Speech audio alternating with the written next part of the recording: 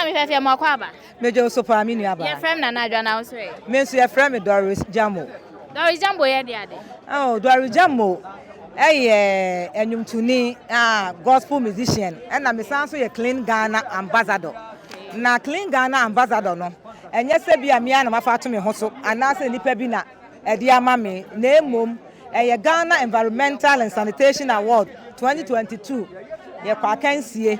Na the baby no me na me top the ultimate award no me na minyaye te no na amama baba ye clean Ghana ambassador ya hu se bag bi kita o bag no e free hen yo me da se bebre bag ye kita me me dwumadi a me di no e fa ne se broni be ka se social intervention project so and charity enti no social intervention no ye was skills me pesa Ghana man nyina emabunu ekunafo ene single mothers ye ma wo nsa no adwuma se be ya wo mo ensa ebetimi akoma no na emabunu no titiru se kro no nyinsem e kan sen nyinsem prewanyinsem ebe free wo man ni mu eti ma ye madwene se mehwe ne ya boa Ghana ma Kanama and San Wajuman to share baggy kitamia, Mia me baba,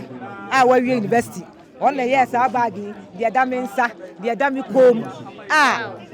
Yes, we are caught on my munina. Now we are Awukudae, the cow, Awukudae, ye ever some, Ewan and Asantehene ho. Now you buy, no.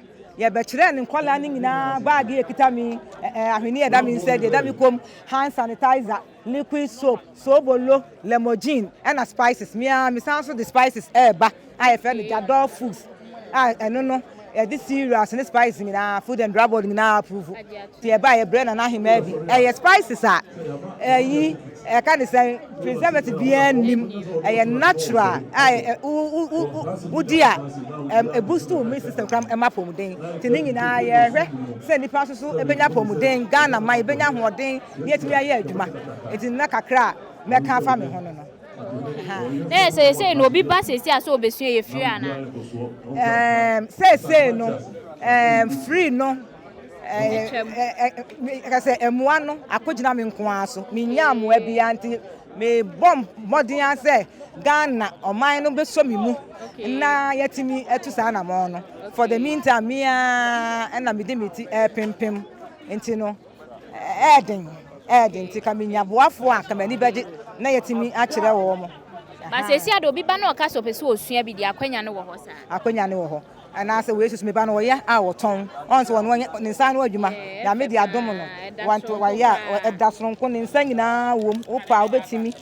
I saw mu say, wow, oh, power to me, I saw mu say, warm pan adding in San Swashing. Okay, now I saw to say the Kitami. Okay, Bebre, why, yes, Bebre. And to Yamis was Daruma. I was body as last year, 2024. Yami, Madam. Emma Africa was be APA now was Minyami and Sa Jumedia Media Minyahu Award and no lifetime achievement of the year. Miss Ansunya best entrepreneur of the year. Now the Educhem cry the whole Africa Mina Minya best Africa artist of the year. And only any pan 9 omu mama e kan pan 9 na ba ko Liberia ba ko South Africa Baku Nigeria, Baku Zimbabwe, and I'm Ghana. Yami Adam Mamma winning best African artist of the year. Yeah. And you all boy you must so Yami Adam. And Yamaho, I don't make a. Yeah, mammy, but that's a baby. Miss Medasi. That's it. Hey, any other as he said, and a day here in Ra. What to Ira, Lincoln, Eddie Afibacon, Akano, Noenia, Ediosun, Unum. The Sren Quatintin, Fuchirian Pon, and another camphor, at Yasifo, any in Chilma for say, Omuntan and Echi, Omona Nahobai, not Nimdiana now, won't hear Ghana main in Aso, and Yasantamanka, won't hear Ghana main in Aso, Nagan and Libya who say you, Yawana, King Solomon, the free Ghana ha. How are you near Mapa, Eddie Bois, Ghana ha. any a bibri mamu hanmunina, and you yourself and inti enshira, any unyiniche, and I yesterday, Ediama, Utumfo. Projects, maybe donating $11,000 near the also coming center. Nientia, baby, yes, Jumadiano, and yet, yeah, name woman a Ghana for Emma, Holland, particular. Holland also know your Council of Ghanaian Chiefs are this Jumadi any. I didn't know Mudi any Memphis say, so he could add more, which means so many a boy, Emma, and Yamako and kind. I don't know on a Council of Chiefs inquiry, any traditional council of Ashanti Traditional Council, a software companies in human Okuro, Holland. Any Cramophone in a kind of boom and a teacher and a unity link titri or now on soon so I say no a nation you know Muna Ejina Hanuna this judgment. And a Ghana embassy also no a bomu because me did that amount for a boy, a mass, I did Baswa, Meboni be me person, no major will be Dimutino. It's a Ghana Nibia, who who see one mass, age made a Bermuda, Yasida, any Kabia, any idea, the demand. Yaba, now, oh, ya dear, Nasa, the idea shows, none wow did can't quite and one Fabian Quanco Chese, I know the my idea, ya then he tries omu.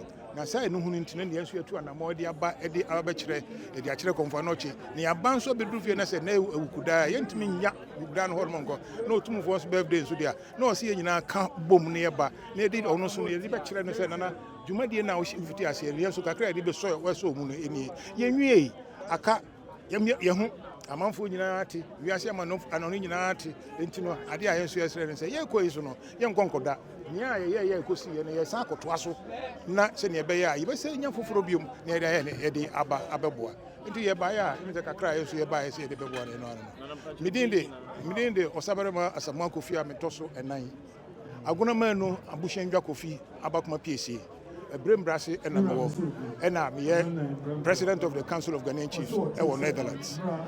UnityLink, a proudly Ghanaian-owned money transfer company, is proud to be in support in collaboration with the Chiefs to heal Confanoche.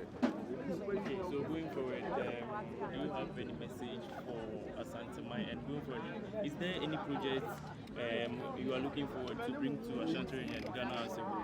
I think in whole, I would encourage all diasporans, especially those with Ghanaian roots, to look into this project and really support that project.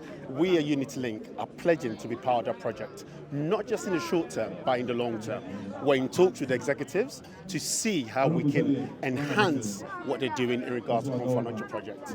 And that will be briefed at a later stage. Okay, so your final message to the King concerning his birthday? Happy belated birthday. Wish you well. The King is looking well, and we're grateful that he granted us the audience today. And we hope for a private audience to go into more detail about our support for the Heal Confanoche project. Your full name? My full name is Harry Drago. I'm the Group CEO for UnityLink. So we have a message to say that everybody watching us, we are encouraging everybody who is doing any form of money transfer to use UnityLink money transfer to do it.